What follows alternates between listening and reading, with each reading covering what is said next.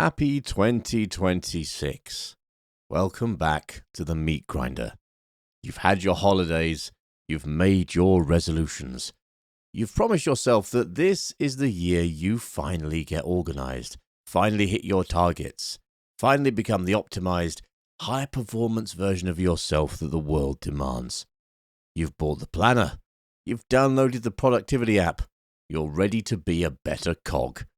But before you start climbing that ladder, we need to talk about the man who saw the ladder for what it really is, a cage with a view. We are kicking off 2026 by looking at Franz Kafka. Not a literary saint, but Kafka the insurance man. If you're looking for New Year, New You inspiration, this is probably not the place for you. But if you want to understand why, despite all your resolutions, you still feel like a bug in a system that doesn't speak your language, then pull up a chair.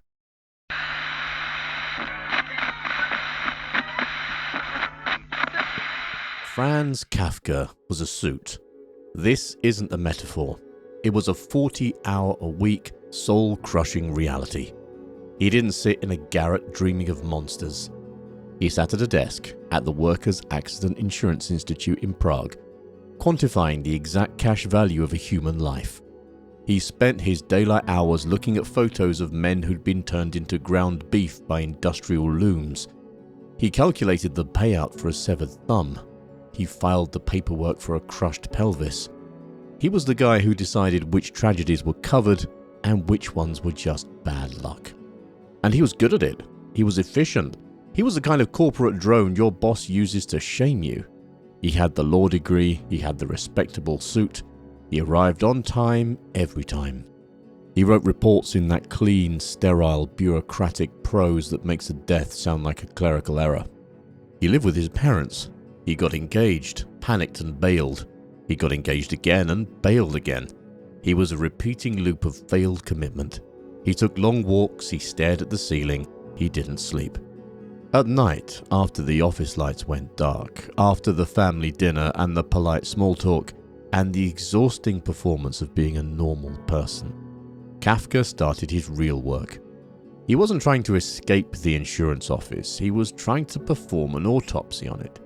He wanted to describe the smell of the machine. He wanted to show you what it feels like to live inside a system that is perfectly rational, perfectly legal, and completely inhuman.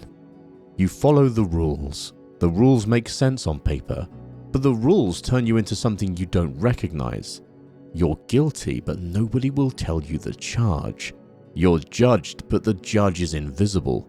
You're told you're free, but every door you touch is already locked from the other side. Kafka didn't write fantasy, he wrote the truth. Not the truth of what happens, but the truth of how it feels. The truth of the machinery. Welcome to the machinery of modern dread. Let me show you why Kafka is not a writer of the past, he is the coroner of the present. 835 feet. Someone has been talking. Someone has been whispering lies about Joseph K. into the right ears, or maybe the wrong ones. He hasn't killed anyone, he hasn't stolen a penny, but he's guilty. You don't get a choice in that. One morning, the world just decides that you've done something wrong. Two guys in suits show up at your apartment. They don't have a warrant you can read.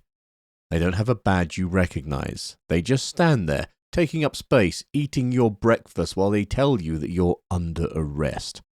They don't take you to a cell. They don't put you in processing. They tell you to go to work. They tell you to keep living your normal, pathetic, predictable life. You are under arrest, but you are also free. It's the kind of freedom a goldfish has in a plastic bag. It's the freedom you have to walk away from the job that's grinding your bones into dust, provided you're okay with losing your health insurance, your apartment, and every tiny shred of dignity that comes with being an employee. Joseph K. is 30. He works at a bank. He's the guy who follows the manual. He knows he's innocent, and that certainty, that's the fuse. That's what's going to dismantle him. Because he thinks the system is supposed to make sense. He thinks there's a courtroom with a judge and a jury and a law book that doesn't have pornographic doodles in the margins. But the trial isn't in a courthouse. It's in the crawl spaces. It's in the fucking walls, in the attics, where the air is too thick to breathe, and the basements where the walls are sweating. It's in the back rooms of tenements where officials wear clothes stained with the grease of 1,000 bureaucratic lunches. The judges are either corrupt, incompetent, or ghosts. The system is just rot with a filing cabinet. It's chaos pretending it has a plan. Joseph K. tries to play the game. He hires a lawyer who specializes in doing absolutely nothing. He meets a painter who claims to have the inside track to the judges, provided you've got the cash to grease the wheels. He's looking for an exit, but the only doors are painted on the walls. He's told there are 3 ways out. First, there's definite acquittal. This is the myth. This is the legend people tell themselves so they don't jump off a bridge. Nobody has ever actually seen it. Then there's ostensible acquittal. That's when the system lets go of your throat just long enough for you to take a breath before it arrests you again for the exact same thing. Finally, there's indefinite postponement. This is the one Joseph K. picks. It's the trial that never ends, humming quietly in the background of your life like a faulty refrigerator. He chooses the eternal trial because a verdict means an end, and an end means facing the one thing he can't handle, the possibility that he is guilty. Not of a crime you can find in a statute book, but the crime of being alive in a way the machine can't use. You've lived this, and you probably are living this, every time you're waiting for an email from a no-reply address. Every time you're the most qualified person in the room, but the algorithm goes with an internal candidate. Every time a job description asks for 10 years of experience in a software that's only been out for 5. There's one from me.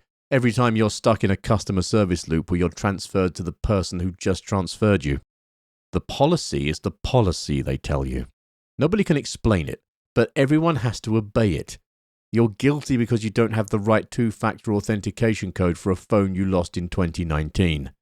You're guilty because you can't remember the answer to a security question that you never set up. This is for your protection, the machine says. This is just how it works, the machine says. The trial isn't about finding the truth. It's about exhaustion. It's about making you prove you have the right to breathe in a system that never wanted you there in the first place. It's about teaching you that the rules are absolute precisely because they don't make sense. If they made sense, you could argue, you could find a loophole, you could win, but you can't win. You can only keep playing until you forget that there was ever another way to live. Until the trial isn't a disaster happening to you, the trial is your life. Kafka knew the plumbing of this nightmare. He spent his days at the insurance office writing letters to men who had been shredded by factory gears. He watched the system demand forms for the compensation, then documentation for the forms, then witnesses for the documentation, then corroboration for the witnesses. He watched the files get lost. He watched the departments close. He watched the workers die while their paperwork was still in process. Joseph K. isn't innocent because he did nothing wrong. He's guilty because guilt is the factory setting. You are born in the red. Born apologizing for taking up space. Born filling out a permit for the privilege of filling out more fucking paperwork. The system doesn't need to be fair. It doesn't even need to be efficient. Just needs to continue. And you feed the engine every time you comply. Every time you tell yourself that since everyone else is nodding their heads, you must be the one who's crazy. Je suis fou, le chocolat l'envin. At the end, 2 men in top hats lead Joseph K. to a quarry. He doesn't fight them. He doesn't scream for help. He's just ashamed. Ashamed that he's dying without a clear explanation. Ashamed that he couldn't even manage his own execution with any dignity. Like a dog, he says. That's his final review of the human experience. You are Joseph K. right now. You're waiting for an acquittal that doesn't exist or a postponement that will eat the rest of your years. You are navigating a system designed to remind you that help requires authorization, and authorization requires proof, and the proof is always in a format the system doesn't support anymore. You are tired. That's the point. Tired people don't start revolutions. Tired people show up to the quarry in their Sunday best, lie down, and feel guilty for making the executioners work overtime. This isn't some far-off dictatorship. This is about Tuesday morning. This is the low-level hum of dread that comes from needing permission for everything and never knowing who can give it to you. The authority is everywhere and it is nowhere. It doesn't need to explain itself because it already has your signature on the bottom line. The trial isn't coming. It's been here since the day you were born, and when you're gone, someone will archive your case file. Someone will make sure the paperwork is in order. The court is always in session. You are not allowed to leave. You are not allowed to know the charges, and you are not allowed to ask why. The trial continues. It will always continue. Unless you stop pretending it's just. Unless you stop waiting for the machine to tell you that you're good enough.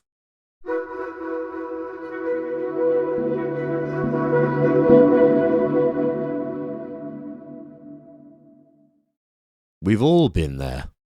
Put on hold for 45 minutes, listening to a MIDI version of a song that we used to love, waiting for a supervisor who doesn't exist. We've sent the email, we've attached the PDF, we've CC'd the whole fucking world, and we are waiting. We are K, and the castle is the corporation that never calls you back. In the castle, Kafka gives us a man named K. Just a letter, just a variable in an equation that doesn't balance. K arrives in the village in the dead of winter. It's dark, it's cold. The snow is the kind of grey slush that ruins your shoes and your spirit. He says he's been hired as a land surveyor. He says the castle sent for him. But the village doesn't know him. The village doesn't want him. To the people living at the foot of the castle, K is a glitch. He's a typo in the divine manuscript. Look up. There's the castle. It's not a fairy tale palace with banners and trumpets. It's a heap of crumbling stone and bureaucratic rot perched on a hill, shrouded in mist. It is the headquarters of the they. The people who make the decisions you have to live with but never get to vote on. The people who change the terms and conditions at 3 a.m. while you're sleeping. Looking at you, fucking Google. Kay spends the entire book, and it's a long, exhausting book because bureaucracy is long and exhausting, trying to get inside the castle. He wants his job. He wants his status.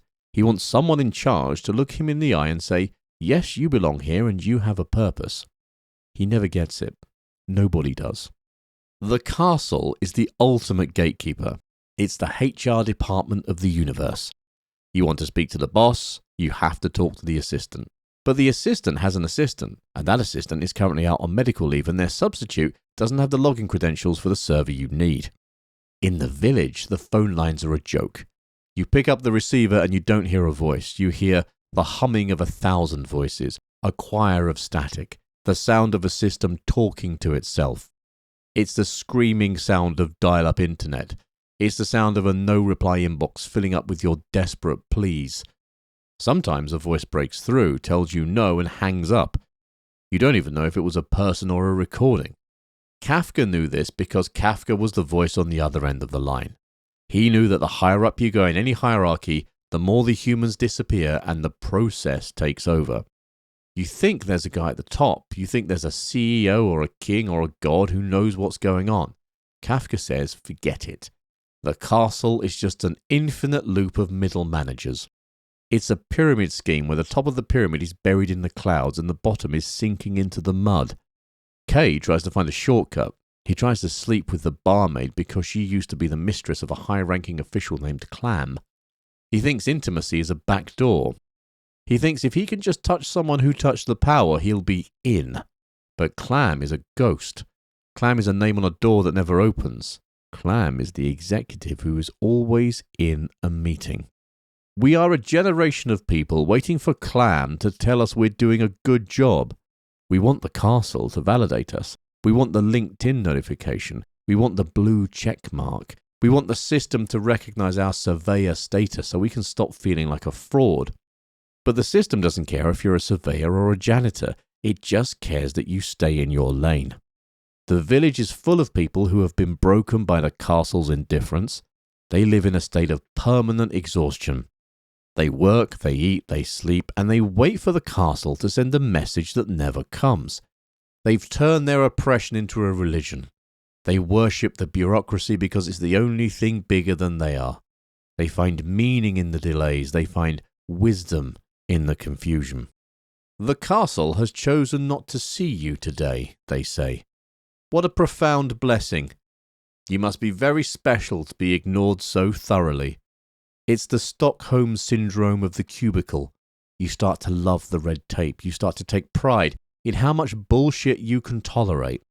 You compete with your co-workers to see who stayed the latest, who got the fewest hours of sleep, who took the most abuse from the castle above. Kay fights it. He's arrogant. He's demanding. He insists on his rights. And that's why he's doomed. In a Kafka world, rights are just things you lose when you try to use them. The more Kay struggles, the deeper he sinks into the slush. The more he tries to clarify his position, the more the castle's records become complicated. You've seen this happen. You try to fix a mistake on your credit report. You call the bank, they tell you it's a government issue. You call the government, they tell you it's a bank issue. You provide the evidence, they lose the evidence. You provide it again, and they tell you the window for filing has closed. The castle is a masterpiece of neither nor. It's neither a prison nor a home. It's a waiting room with no magazines and no exit. Kafka never finished the book. He died before he could give Kay an ending. There's no climax. There's no final confrontation where the hero storms the gates and demands the truth. There's just stopping.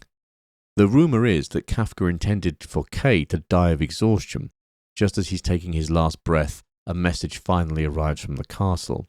It says, "You don't have a legal right to live in this village, but considering the circumstances, we'll let you stay and work here anyway." Permission granted. At the exact moment it no longer matters. And that's the punchline of the modern world. You spend your life trying to get the permit, trying to get the degree, trying to get the clearance to finally start living. And by the time the paperwork clears, you are too tired to stand up. You've spent all your surveyor energy on the application for surveying. We are all Kay. We are all staring at the hill, waiting for the mist to clear. We are all convinced that if we just find the right contact, the right mistress of clam, the right networking event, the gates will swing open. But the castle is empty. It's just files. It's just a server farm in the desert processing data that nobody reads. It's a self-sustaining loop of please hold. You are not your employee ID number. You are not your security clearance. But the castle doesn't know that. To the castle, you are just a case pending. And a case pending is a case that doesn't have to be dealt with. So you sit in the village. You drink the thin beer. You sleep in the hay. You watch the snow fall. You wait for the phone to ring with a voice that isn't static. The castle, as always, is winning. It's winning because it doesn't even know you're fighting it. It's winning because its greatest weapon isn't force. It's the fact that it's too busy to notice you exist. Welcome to the village. Take a number. We'll be with you shortly.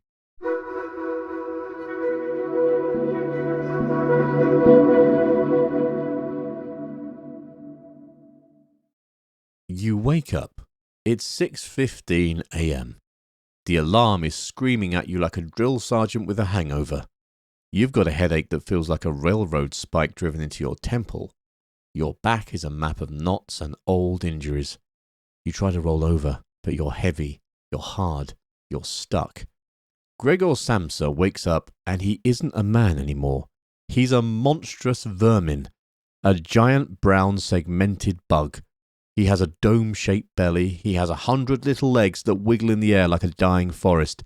He's a nightmare in a flannel nightgown. And the thing is that Gregor doesn't care. In a world that makes sense, you will wake up as a bug and you scream, you pray, you wonder if you're dead. But Gregor Samsa lives in our world. He lives in the world of the commute, the world of the outstanding balance. Gregor looks at his insect legs and the first thing he feels isn't horror, it's anxiety. He's looking at the clock. He's too late for the train. He's going to be late for work. You are not your car keys. You are not your bank account. But Gregor Samsa thinks he is. He's a travelling salesman. He sells cloth. He's the guy who spends his life in drafty hotel rooms eating bad food, making polite conversation with people who wish he'd go away. He's the provider, the one who pays the mortgage, the one who keeps the family afloat. His boss shows up at his house, not to check if he's okay or to see if he needs a doctor. The chief clerk shows up to find out why Gregor isn't on the train. Because in the machinery of modern dread, you don't get to be sick. You don't get to be tired. You definitely don't get to turn into a giant insect. That's a violation of company policy. Your productivity has been unsatisfactory lately, the clerk says through the bedroom door. Gregor is inside, struggling to turn the doorknob with his mandibles. He's bleeding brown fluid onto the carpet. He's apologizing, making excuses. He's promising to catch the next train. He is a literal monster, and he is still trying to be a valued team member. That's the horror. The bug isn't the monster, the job is the monster. The fact that we have been so thoroughly broken that even when our bodies fail us, even when we are physically transformed into something subhuman, our first instinct is to apologize to the people who are exploiting us. Eventually, the door opens.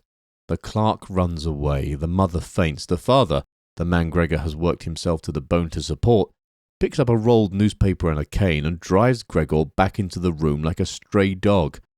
This is the realization that his family doesn't love him.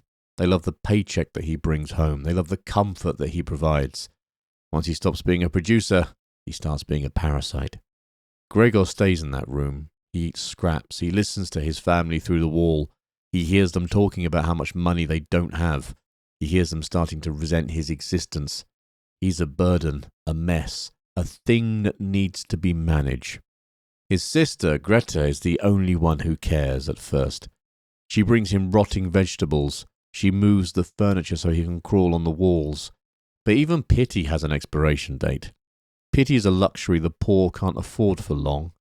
Greta gets a job. She gets tired.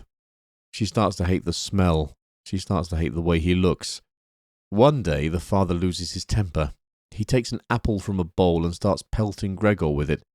It's a pathetic weapon, but it's enough. One apple hits Gregor in the back and gets stuck. It sinks into his soft insect flesh. It stays there. It rots. Gregor becomes a walking wound. He's a living infection in the middle of a middle-class apartment. He's the secret nobody wants to talk about. He's the credit card debt you can't pay off. The chronic illness that's draining the savings. The family takes in 3 boarders to make ends meet. 3 serious bearded men who demand order and cleanliness. Gregor is the chaos that threatens their deposit. One night, Gregor hears his sister playing the violin. He loves the music. He forgets he's a bug. He crawls out into the living room, drawn by the beauty, drawn by the memory of being human. The boarders see him. They freak out. They refuse to pay. They leave. That is the breaking point. Greta, the sweet sister, stands up and says the words that every useless person fears. She says, "We must try to get rid of it."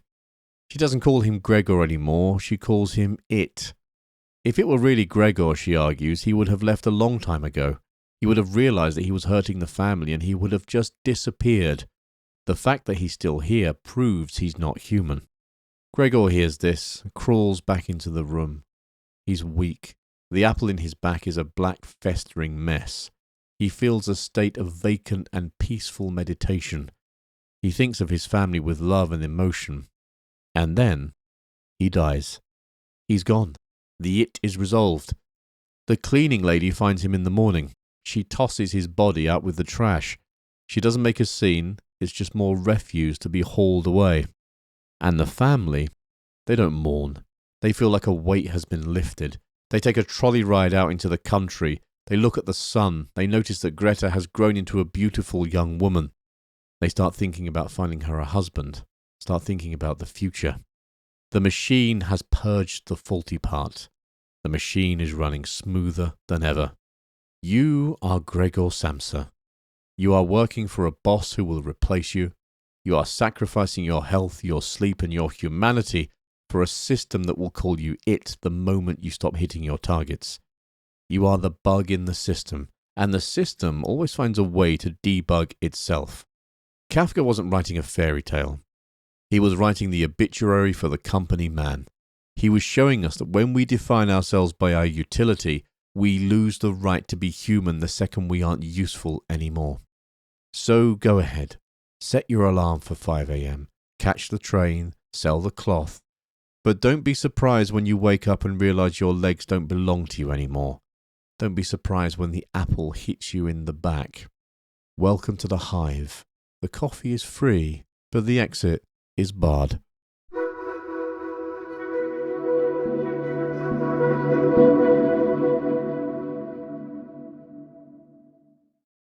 Welcome to the island. It's hot, it's sandy, it's the kind of place where the sun feels like an indictment. There are no tourists here, there are no postcards. There is only the valley, the soldier, the prisoner, and the machine. In his book, In the Penal Colony, Kafka takes the bureaucracy of the office and the judgment of the courtroom and he gives them teeth, steel teeth. He gives them a motor and a battery of brass needles.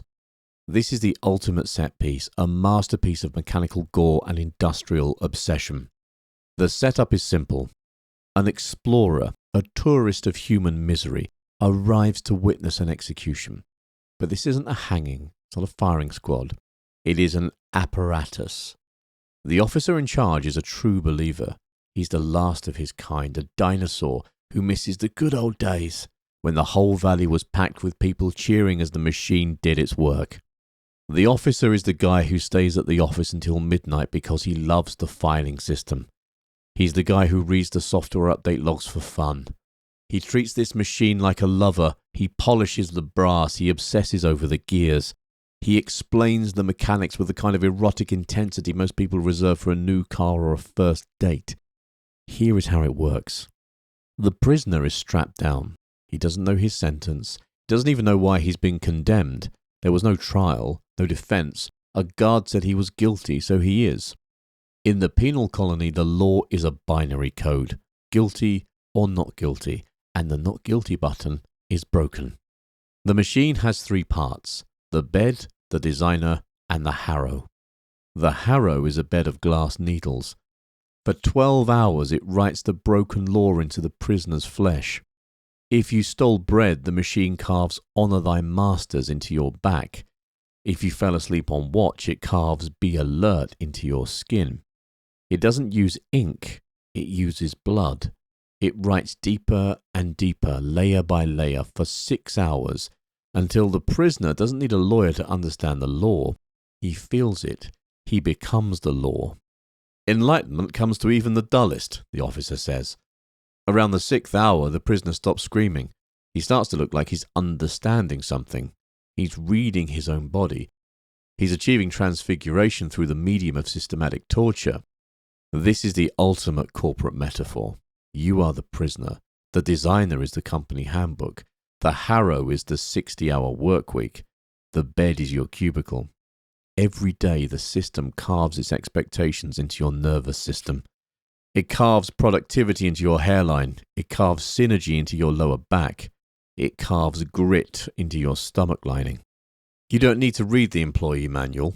After 5 years, you are the manual.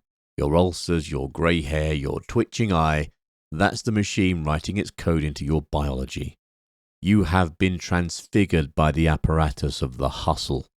But there is a problem. The machine is breaking down. It's old, it's squeaking. The new commandant, the new CEO, doesn't like it. He wants humanity. He wants reform. He wants soft power. He thinks the machine is barbaric. The officer is desperate. He tries to convince the explorer to support the machine. He wants the outside expert to tell the boss that the old ways are the best ways. But the explorer says no. He's enlightened. He's progressive. He's not going to stand up for a meat grinder. So the officer does the only thing a true believer can do. He lets the prisoner go and climbs into the machine himself. He sets the designer to carve a new command into his own skin. Be just. He expects the transfiguration. He expects the glow of the martyr. He expects the machine to deliver the truth he spent his life serving. But the machine is too broken. As soon as he turns it on, the gears start flying out. The needles don't write, they just stab. There's no rhythm, there's no writing. The machine just disintegrates. And in the process, it turns the officer into a pincushion. It doesn't transfigure him, it just kills him. It's a mechanical failure, a glitch, a system crash that takes the user with it. This is the great punchline. The system doesn't care if you believe in it. The officer gave his life to the machine, and the machine didn't even have the decency to kill him correctly. It just jammed. We live in the era of the broken machine. We are told that if we follow the rules, If we climb into the apparatus and let it carve success into our hides, we will reach the glow. We will find the enlightenment of the six-figure salary, the corner office, the perfect life. But the gears are flying off. The designer is glitching. The needles are just stabbing us at random. We are being shredded by a system that doesn't even have the integrity of its own convictions anymore. It's just a mindless, grinding mess of legacy code and rusted iron. Kafka wrote this in 1914. He saw the Great War coming. He saw the 20th century coming, the century of the industrialized death. He saw that once you build a machine to process humans, the machine doesn't care about the why. It just cares about the how. It just wants to keep the harrow moving. The officer is the middle manager who thinks the company has a soul. He's the guy who thinks the values and mission statement actually mean something. He's the one who will be the first to be crushed when the new commandant decides to pivot the business model. The explorer is the witness who does nothing. He sees the horror, says, "That's a shame," and then gets on a boat to go back to his comfortable life. He represents our awareness. We watch the documentaries, we read the articles about sweatshops and data mining, we see the needles moving, and then we check our notifications. We go back to the village. The prisoner is just confused. He's the only one who survives. He stands there watching the officer get turned into a colander, and he doesn't feel joy, he doesn't feel liberated, he just feels hungry. He's so used to the shadow of the machine that he doesn't know how to stand in the sun. This is the machinery of modern dread. It's not just that the machine is cruel, it's that the machine is mandatory. Even when it's falling apart, we are still strapped to the bed. We're still waiting for the needles to tell us who we are. You are not your scars. You are not the case file, the harrow left on your back. The officer is dead. The machine is a wreck, but the valley is still there. The sun is still hot. And the next commandant is already drafting a new designer. Take a breath. Feel the skin that hasn't been written on yet. Welcome to the end of the line. The boat is leaving. Are you coming, or are you staying for the next shift?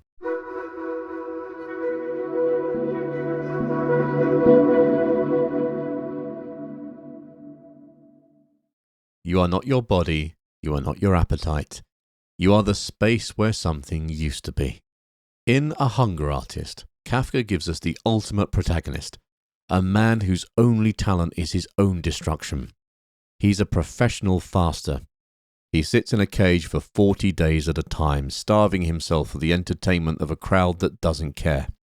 He's a performance artist of the void. He's the guy who spends his life refining a skill that nobody wants to buy anymore. Back in the day, the hunger artist was a rock star. The whole town would turn out to watch him wither. There were guards, usually butchers, a nice touch of irony, who watched him day and night to make sure he wasn't sneaking a snack. But he never did. Not because he was noble or because he had a cause, but because for him, fasting was the only thing that felt real. The crowd wants the spectacle. They want the drama of the breaking of the fast. They want the brass bands and the ladies who pretend to be horrified as they help the skeletal man out of his cage. They want the experience of suffering without any of the actual pain. But the world moves on. The attention span of the public shrinks until it's the size of a pill. People stop caring about a guy who doesn't do anything. They want speed. They want noise. They want the next big thing. The hunger artist becomes a relic. He's the VHS tape in a Netflix world, the manual typewriter in a room full of iPads. He joins the circus. He doesn't get top billing. He's tucked away in a cage near the stables. He's an obstacle people have to walk past to get to the animals. He's included in the price of admission. People only notice him because he smells like the straw he's dying in. He goes past the 40-day limit. He keeps fasting. He wants to prove he is the greatest of all time. He wants to reach the perfection of zero. But nobody is counting the days anymore. The sign on his cage is covered in dirt. The staff forget to change the numbers. He is achieving his masterpiece in total silence, and the world is literally walking over him to go look at a panther. This is the truth. Your greatest achievement is just a footnote in someone else's lunch break. You can be the best in the world at what you do. You can sacrifice everything, your health, your sanity, your literal flesh, and the system will just let you rot in the corner because you're no longer trending. One day, an overseer notices the cage. He pokes around in a dirty straw and finds a tiny shriveled thing. It's the artist. He's almost gone, like a ghost with a pulse. "Are you still fasting?" the overseer asks. "When are you going to stop?"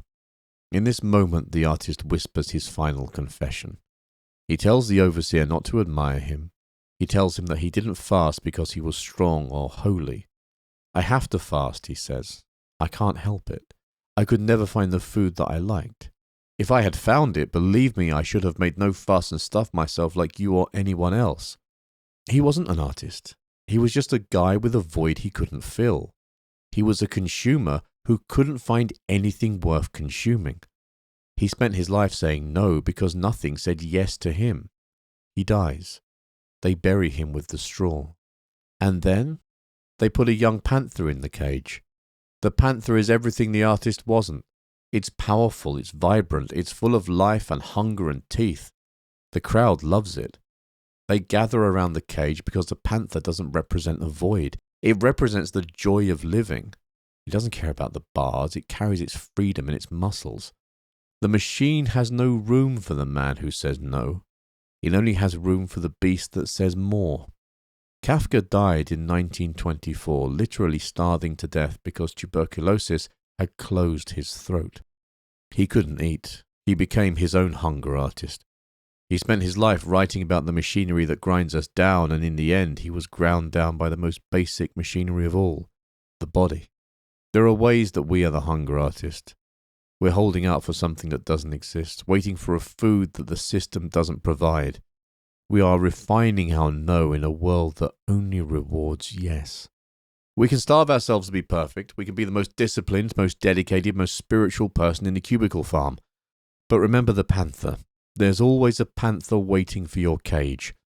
Always someone younger, hungrier, and more willing to play the game who will take your place the second you finally disappear. You are not your willpower. You are not your empty stomach. The circus is moving to the next town. The cages are being packed. The straw is being swept away. What are you hungry for? And is it on the menu? Welcome to the end of the show. Please exit through the gift shop.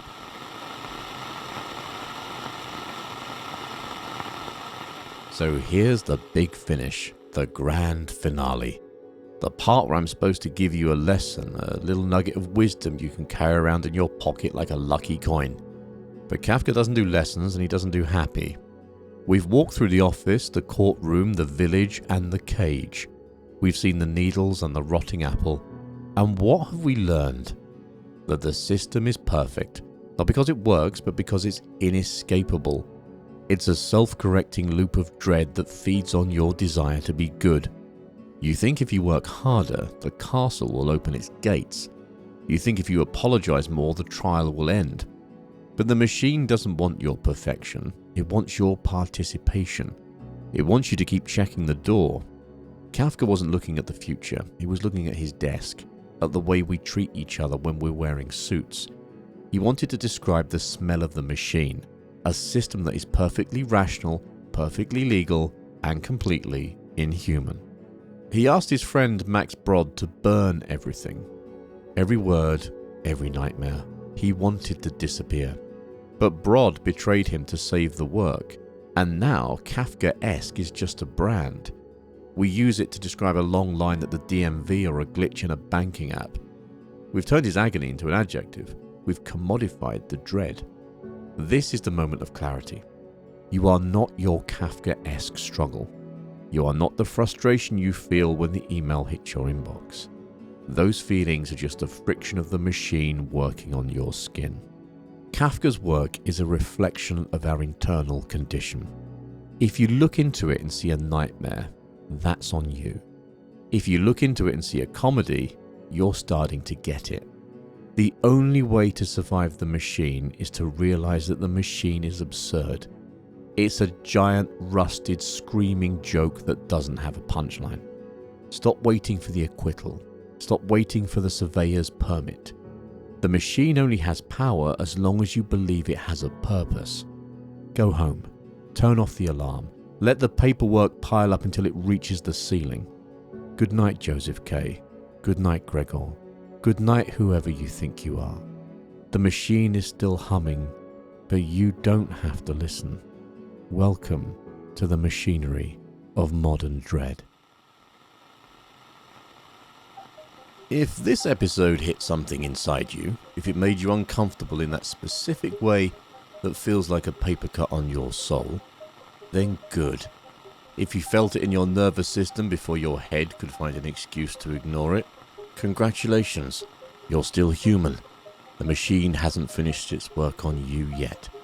If you want to keep wandering through the wreckage with me, you can find the show in all the usual digital purgatories. We're on TikTok, Instagram and X with the handle @TheObservingEye, and we're on YouTube at youtube.com/@TheObservingEye as well.